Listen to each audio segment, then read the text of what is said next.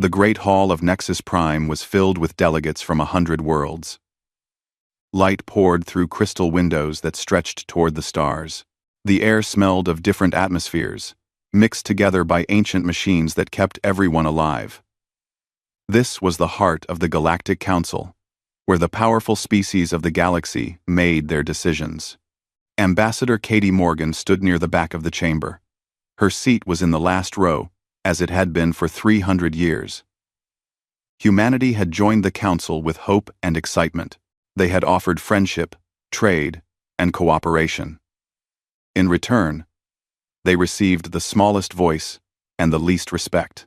Katie was 52 years old. Her hair had turned gray at the temples, and lines marked her face from years of smiling politely at insults. Today, she wore her formal black uniform for the last time. In her pocket was a single piece of paper with words she had memorized long ago. High Speaker Thex Aren stood at the central platform.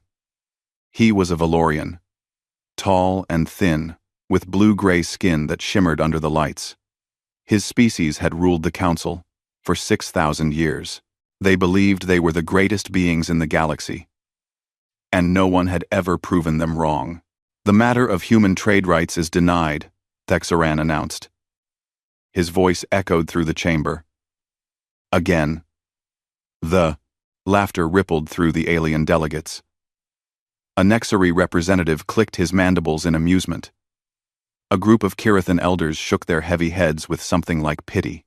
Katie had heard this laughter many times. She had smiled through it, year after year. She had told herself that patience would change things.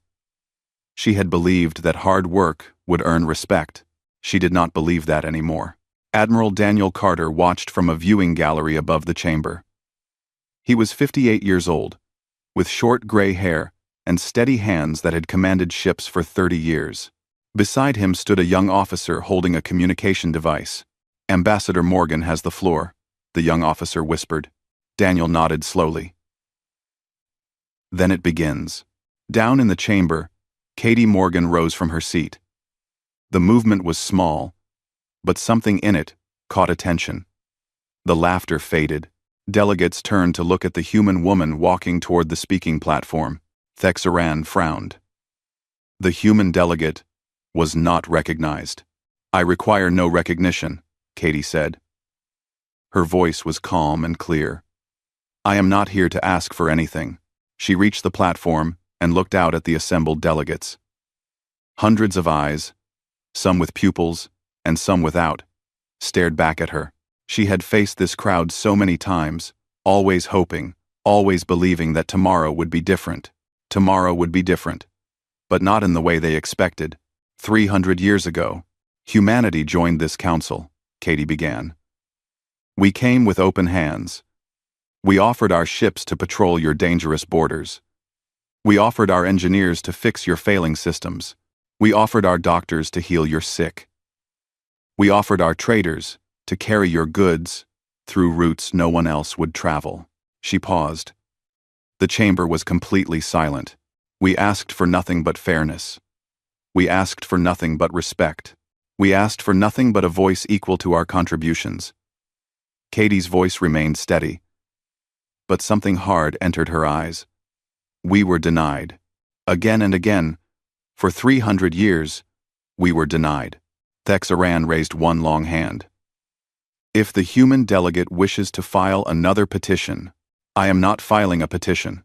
Katie reached into her pocket and withdrew the single piece of paper. "I am reading a notice. Number." She unfolded the paper slowly. Every delegate watched. "By unanimous decision of the United Earth Commonwealth, humanity hereby withdraws from the Galactic Council. This withdrawal is immediate and permanent. All human personnel, vessels, equipment, and resources will be removed from Council space within 30 standard days." Katie folded the paper and placed it on the platform. "We thank the Council for the opportunity to serve. We wish you well in your future endeavors. Goodbye." She turned and walked toward the exit. Her footsteps were the only sound in the vast chamber. No one moved. No one spoke. Then Thex Aren laughed. It was a high, sharp sound that echoed off the crystal walls. Other delegates joined in nervously, unsure of what else to do. "Let them go," Thexaron declared. "The humans have always been emotional creatures. They will return within a decade, begging for readmission. Their little worlds cannot survive without council protection." 1. Katie paused at the door. She did not turn around. A small smile crossed her face, the first genuine smile she had worn in years. Then she stepped through the door and was gone. High above, Admiral Daniel Carter activated his communication device. "This is Admiral Carter to all Earth vessels. Begin withdrawal protocol. All ships return to Commonwealth space. All personnel evacuate council stations. Leave nothing behind."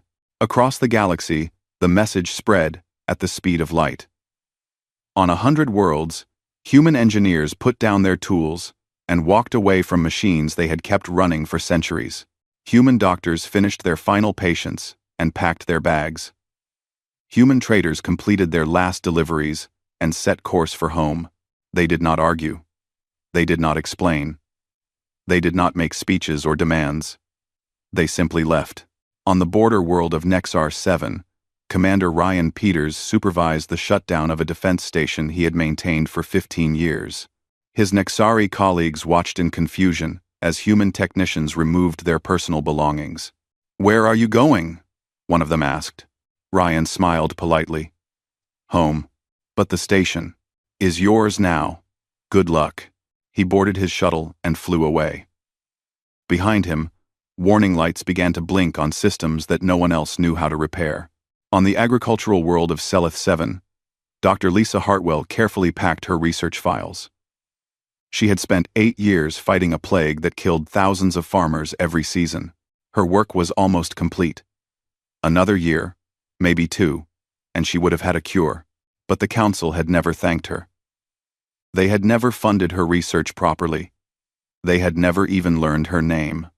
Endenine. They had never, doesn't pro. They had never even learned her name.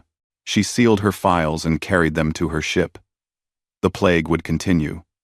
The farmers would keep dying. But that was no longer her problem. In the Great Hall of Nexus Prime, the delegates eventually returned to their business. They laughed about the emotional humans and their dramatic exit. They congratulated themselves on being rid of such troublesome creatures. Counselor Yrel Moth of the Kirithan Assembly did not laugh. He was very old, with heavy gray skin and eyes that had seen many things. He watched the door where the human ambassador had disappeared, and he felt something cold settle in his chest. He had read the reports. He knew what the humans actually did. All the small and thankless tasks that kept the galaxy running. And he wondered, for the first time, what would happen when those tasks stopped being done. But no one asked for his opinion. So he said nothing. The humans left quietly. They did not slam doors or raise their voices. They did not threaten or demand. They simply gathered their things and went home. And the galaxy, in its arrogance, barely noticed them go.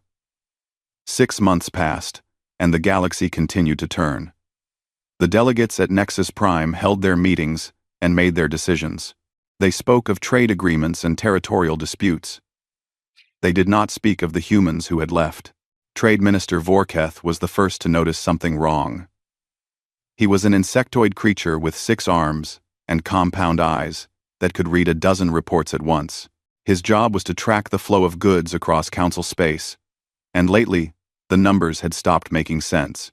Shipping costs had tripled in 6 months. Cargo that once took 10 days to deliver now took 30. Some routes had stopped entirely, with no ships willing to travel them. Vorketh pulled up the old records and began to trace the problem. What he found made his antenna twitch with worry. Human freighters had been carrying 23% of all interspecies cargo. They had traveled the dangerous routes through asteroid fields and pirate territories. They had charged fair prices and delivered on time.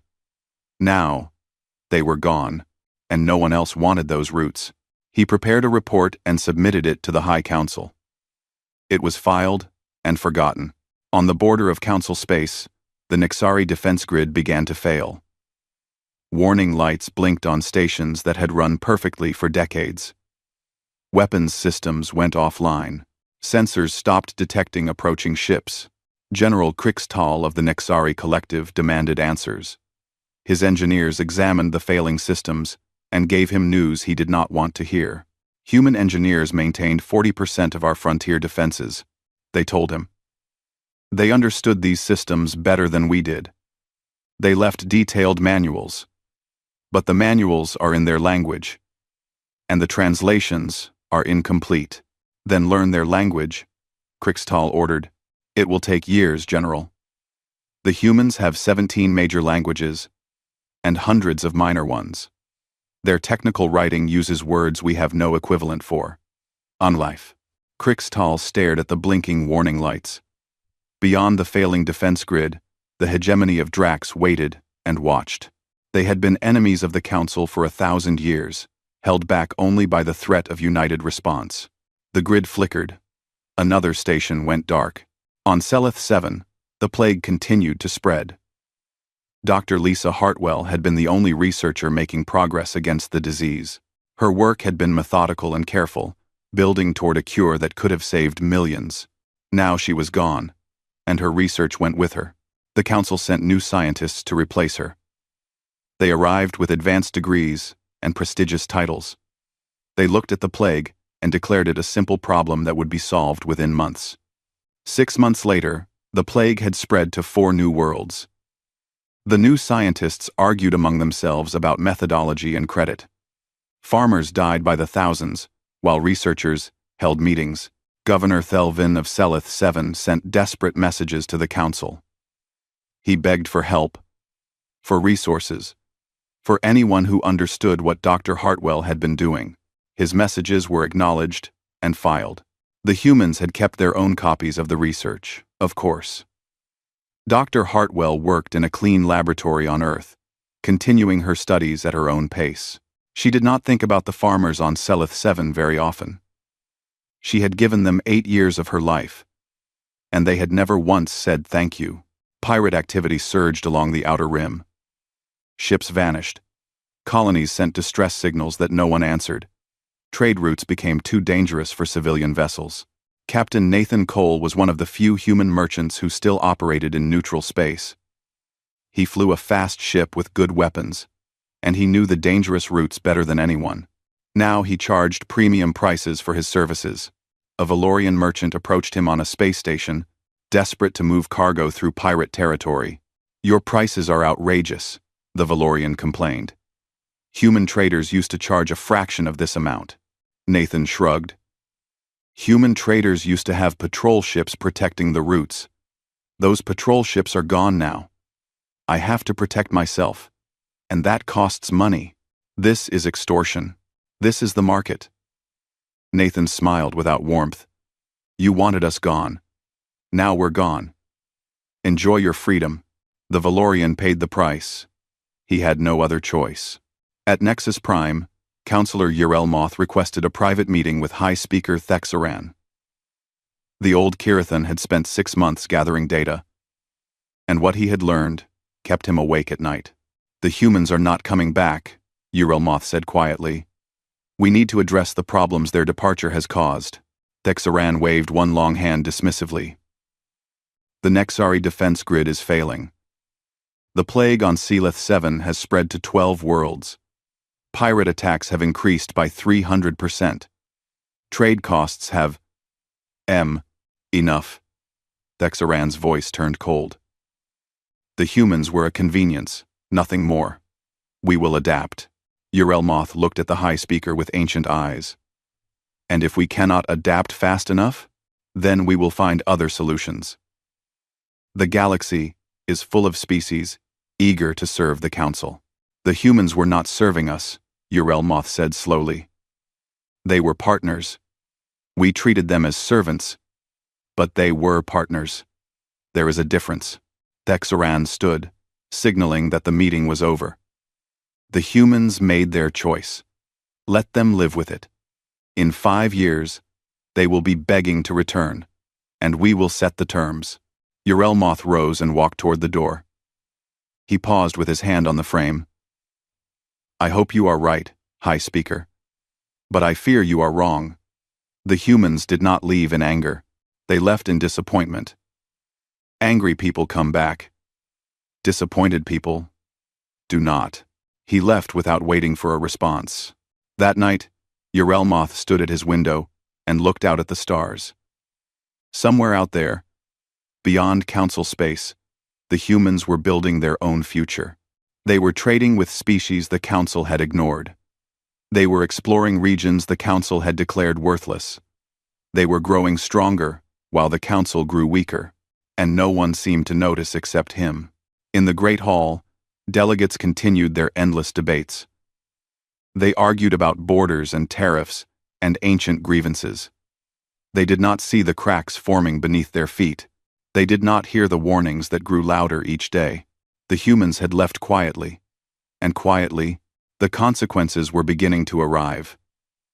Systems failed one by one, like candles blown out by a wind no one could see. Each failure was small enough to ignore. Together, they were the beginning of something terrible. But the council was very old and very proud. It had faced challenges before and survived. Surely, this would be no different. Surely the humans were not that important. Surely. 2 years after the humans left, the hegemony of Drax invaded. They came through the failing Nexari defense grid like water through broken stone. 1,000 warships poured into council space, burning colonies and capturing worlds that had known peace for centuries. The Nexari fleet fought bravely, but they were outnumbered and outgunned. General Krixtal died defending his homeworld. His last transmission was a plea for reinforcements that never came. The council had always relied on a united response to deter invasion. If one species was attacked, all would respond. But the response required coordination. And coordination required the communication networks that human engineers had maintained. Half those networks were down. Messages took days instead of minutes. Fleets arrived too late, or not at all. General Megan Sawyer watched the reports from her command station on Earth's moon. She was 45 years old, with sharp eyes and a reputation for seeing patterns others missed. The invasion unfolded on her screens like a slow-motion disaster. "They're collapsing faster than we expected," her aide observed. Megan nodded. The Drax waited until the defense grid failed. "They've been planning this for years. Should we intervene?" Megan turned to look at her aide. "We are not part of the council anymore. Their wars are not our concern, but millions will die. Millions died while we were members too." The council never seemed concerned about human casualties. Megan's voice was flat, without anger or satisfaction. "We offered them alliance. They refused. Now they face the consequences." She returned to her screens. Earth's borders were secure. That was what mattered now. On Selith 7, the plague had become a catastrophe. 40 million people had died across 16 worlds. Hospitals overflowed. Medical supplies ran out. Bodies burned in mass graves because there was no other way to contain the disease. The new scientists had failed completely.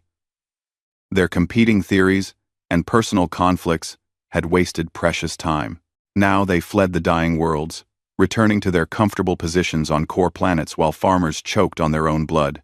Governor Thelvin stopped sending messages to the council. He had begged for help until his voice gave out. No help came. Now he spent his days walking through fields of the dead, wondering what he could have done differently.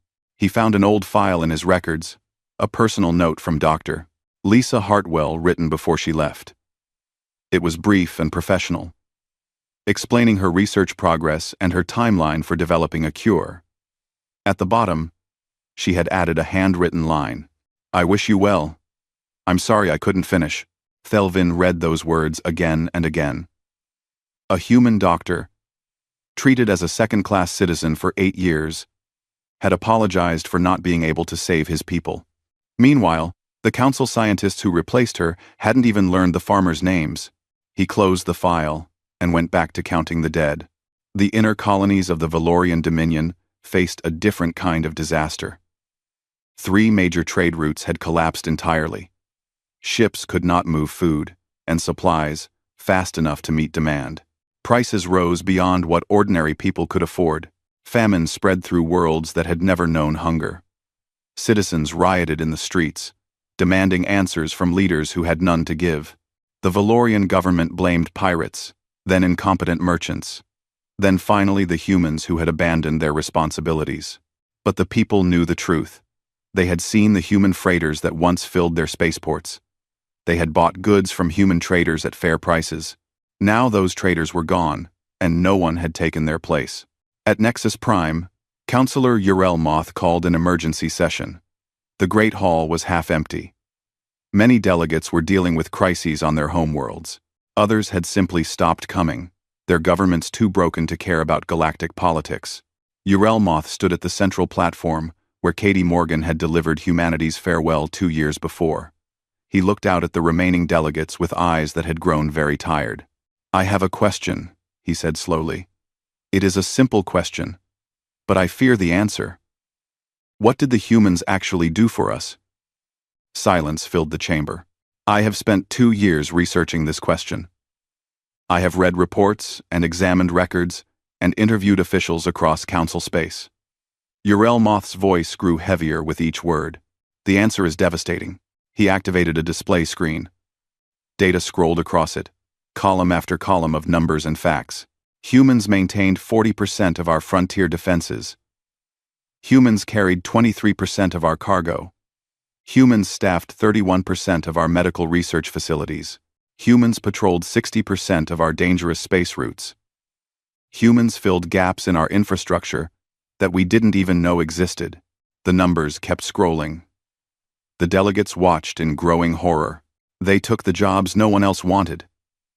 They solved problems no one else would touch. They asked for nothing but respect, and we gave them contempt instead. Urel turned off the display.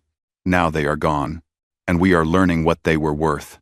High Speaker Thexaran rose from his seat. His blue-gray face had lost some of its color, but his voice remained strong. "This is not the humans' fault. They abandoned their responsibilities." "What responsibilities?" Urel-Moth's voice cracked like thunder. "They had no responsibilities because we never gave them any authority. They were helpers, not partners. They could leave whenever they wanted, and they did. The failure is ours, not theirs." The chamber erupted in argument. Delegates shouted at each other, blaming different species and different policies. Old grievances surfaced. Alliances cracked. Urel-Moth walked away from the platform. He had said what needed to be said. Whether anyone listened was beyond his control. Outside the chamber, he found a window overlooking the stars. The Drax invasion fleet was out there somewhere, growing stronger with each captured world. The plague was spreading. The trade routes were dying. Everything the Council had built was falling apart, and the humans were not coming to save them. Urel-Moth had sent a private message to Earth, asking if reconciliation was possible. The response had been polite and brief. The United Earth Commonwealth appreciated the inquiry but had no interest in rejoining the Galactic Council at this time. No anger, no demands, just a polite refusal. That, more than anything, told Urel-Moth the truth. The humans were not punishing the Council. They had simply moved on. They had built something new, something better. And they had no reason to look back. The Council had treated them as unimportant. Now the Council was learning, too late, just how wrong they had been. Urel-Moth stayed at the window until the stars blurred before his eyes. But arguments would not fix the defense grid. Arguments would not cure the plague. Arguments would not bring back the humans who had kept everything running. The reckoning had begun, and no one knew how to stop it. 4 years after the humans left, the Council sent a delegation to Earth. The ship carried Counselor Urel-Moth and 5 other senior representatives. They traveled through neutral space because Council space was no longer safe. The Drax had conquered a third of the old territory. Pirates controlled the rest. Urel-Moth spent the journey preparing what he would say. He practiced his speech 100 times, trying to find the words that would bring the humans back. The delegation arrived at Earth and received clearance to land in a city called Geneva. As their ship descended through the atmosphere, Urelmoth pressed his face to the window and looked at the world below. He had expected to see a struggling civilization, weakened by its separation from the Council. He had expected poverty and decay. Instead, he saw beauty. Clean cities spread across green landscapes. Ships filled the skies, coming and going from busy spaceports. Orbital stations circled the planet like jewels on a string. Everything looked new and prosperous and alive. "This cannot be right," one of the other delegates whispered. "They were supposed to be suffering without us." Urelmoth said nothing. He was beginning to understand how deeply the Council had misunderstood humanity. President Christopher Hayes met them in a simple conference room. He was 60 years old, with kind eyes and gray hair that had once been dark. He wore a plain suit, without medals or decorations. He looked like an ordinary man, not the leader of a growing power. Beside him sat Katie Morgan, the ambassador who had delivered humanity's withdrawal notice 4 years before. She had more gray in her hair now, but her eyes were the same, sharp and watchful, and utterly calm. "Welcome to Earth," President Hayes said. "I hope your journey was comfortable." Urelmoth bowed his heavy head. "Thank you for receiving us. I know we have no right to ask for this meeting. Everyone has the right to ask." Hayes gestured to chairs arranged around a table. "Please, sit. Tell me why you've come." The delegation sat. Urelmoth noticed that the chairs had been adjusted to accommodate different body types. Someone had taken care to make them comfortable. It was a small kindness, but it meant more than the Council's grandest gestures ever had. "I will be direct," Urelmoth said. "The Galactic Council is dying. The Dracs have conquered a third of our territory. The plague has killed 90 million people. Our trade networks have collapsed. Our defense systems have failed." He paused, gathering his strength for the next words. "We need help. We need you to come back." Hayes listened without expression. When Urelmoth finished, the president was quiet for a long moment. "What are you offering?" he finally asked. The delegation had prepared for this question. They had brought promises of seats on the High Council, full voting rights, trade privileges, military alliance. Urelmoth listed them all, watching Hayes's face for any sign of interest. There was none. When the list was complete, Hayes leaned back in his chair. "Those are generous offers. 4 years ago, we would have accepted any one of them with gratitude. And now I have a question." Hayes's voice remained gentle, but something harder entered his eyes. "What has changed?" One. Urelmoth did not understand. "Everything has changed. The Council is in crisis." "The Council's circumstances have changed," Hayes agreed. "But has the Council itself changed? If we returned tomorrow and helped you defeat the Dracs and cure the plague and rebuild the trade routes, what would happen in 10 years? Would we be equals, or would we be servants again?" The delegation shifted uncomfortably. Urelmoth tried to answer, but the words would not come. He thought of Texaran, who even now blamed humanity for the Council's problems. He thought of the other species who still considered humans inferior. He thought of the systems and attitudes that had driven humanity away. Nothing had changed. Not really. The Council wanted human help, but that was not the same as wanting human partnership. Hayes seemed to read his thoughts. "I appreciate your honesty, Counselor. Your silence tells me more than any promise could." "Please," Urelmoth said. The word came out broken. "Millions are dying. Whatever our failures, surely the innocent do not deserve to suffer." For the first time, something softened in Hayes's expression. "No, they don't." He looked at Katie Morgan, and some unspoken communication passed between them. "We will not rejoin the Council. That decision is final. But we are not monsters. We will consider humanitarian aid on a case-by-case basis." It was something. It was not enough, but it was something. "There is something else you should understand," Hayes continued. We have not been idle these 4 years. While the council struggled, we built something new. He activated a display screen. A map appeared showing a large section of the galaxy regions the council had ignored or dismissed as worthless. The Commonwealth Alliance, Hayes said. 17 species, working together as equals. Some of them approached us after we left the council. Others we found in regions you never bothered to explore. We trade fairly. We share technology. We defend each other. He smiled slightly. We treat each other with respect. Urelmoth stared at the map. The Commonwealth Alliance was already larger than what remained of council space. It was growing, while the council shrank. You built an empire, he said softly. We built a partnership, Hayes corrected. There is a difference. The meeting ended soon after. The delegation was given comfortable quarters and excellent food. They were treated with kindness and courtesy, which somehow made everything worse. That evening, Urelmoth walked alone through the streets of Geneva. Humans passed him without fear or hostility. Some nodded politely. Children looked at him with curiosity, rather than disgust. He found a park where an old human sat feeding birds. The man looked up as Urelmoth approached. You're one of the council delegates, the man said. It was not a question. Yes. Here to ask us to come back? Yes. The old man scattered more seeds for the birds. My daughter was an engineer. Spent 20 years fixing stations on the Nixari border. They never promoted her. Never thanked her. Called her the human, like she didn't have a name. He looked up at Urelmoth with eyes that held no anger. Eighth, only tired acceptance. She's happy now. Has a good job, a family, a life.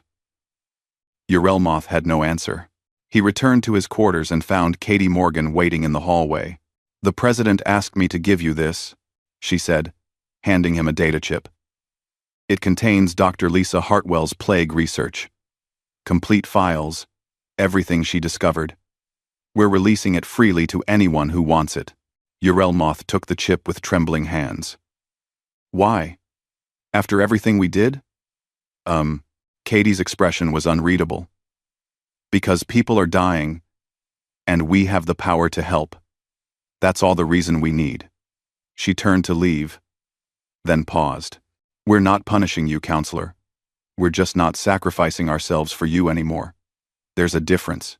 She walked away, and Urelmoth was left alone, with a cure in his hands and tears on his ancient face. The delegation left the next day. They carried the plague research and promises of limited aid. They did not carry hope. On the journey home, Urelmoth wept for the first time in 200 years. He wept for the council's arrogance. He wept for the suffering that could have been prevented. He wept for the friendship that had been offered and rejected. Most of all, he wept because he finally understood. The humans had not abandoned the council. The council had abandoned the humans. And now, it was too late to take it back. 20 years after the humans left, the Galactic Council ceased to exist. It did not end with a battle or a declaration. It simply faded away, like a fire that had burned through all its fuel. The great hall of Nexus Prime stood empty. The crystal windows looked out on stars that no longer cared about ancient treaties and forgotten alliances. The Valorian Dominion had fractured into 12 warring states. They fought each other for resources and territory, too busy with internal conflicts to threaten anyone else. High Speaker Thexaran had died 5 years before, assassinated by his own advisors during a failed coup. The Nixari collective had been absorbed by the hegemony of Drax. Those who survived lived as subjects of their conquerors. General Krixtal's defense stations were museums now, monuments to a civilization that could not protect itself. The plague on Selith 7 had finally been cured, thanks to Dr. Lisa Hartwell's research. But the cure came too late for 140 million people. The agricultural worlds would take generations to recover. Across the galaxy, survivors fled the chaos. They traveled in crowded ships, carrying whatever they could save. Many of them headed toward the same destination, the borders of the Commonwealth Alliance. Captain Ethan Reyes commanded a patrol vessel on that border. He was 28 years old, born after humanity left the Council. To him, the old stories about the Galactic Council seemed like ancient history, almost mythical. His ship detected a refugee convoy approaching 30 vessels filled with Kirithan survivors seeking asylum. Ethan followed protocol and contacted his superiors. Commonwealth Control. This is Patrol Vessel Santiago. We have a Kirithan convoy requesting entry. Approximately 3,000 refugees. Awaiting instructions. The response came quickly. Santiago, you are cleared to escort the convoy to Processing Station 7. Standard humanitarian protocols apply. Treat them well. Understood. Control. Santiago out. Ethan guided his ship alongside the lead refugee vessel. Through his view screen, he could see faces pressed against windows, ancient Kirithans, with heavy gray skin and tired eyes. Children who had never known peace. Families who had lost everything. He thought about his grandmother, who had served on the Nexari border before the withdrawal. She had told him stories about how the aliens had treated her, the small insults, the casual disrespect, the constant reminder that humans were lesser beings. Part of him understood why some humans wanted to turn the refugees away. After everything the Council had done, why should humanity help them now? But that was not who they were. That was not who they had ever been. Kirithan Convoy. This is Captain Ethan Reyes of the Commonwealth Alliance.